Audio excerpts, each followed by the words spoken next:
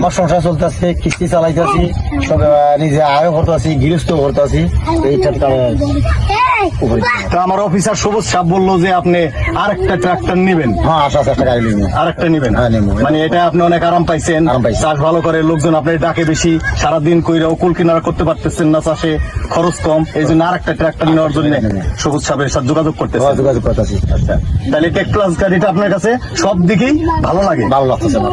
মোটামুটি লাভের একটা গাড়ি। লাভের একটা গাড়ি। তাহলে আপনি সবার পরামর্শ দিবেন যে তোমরা যদি ট্রাক্টর কিনো, মাহিন্দ্রা ট্রাক্টর কিনো। হ্যাঁ, এটা ঠিক আছে? ঠিক আছে।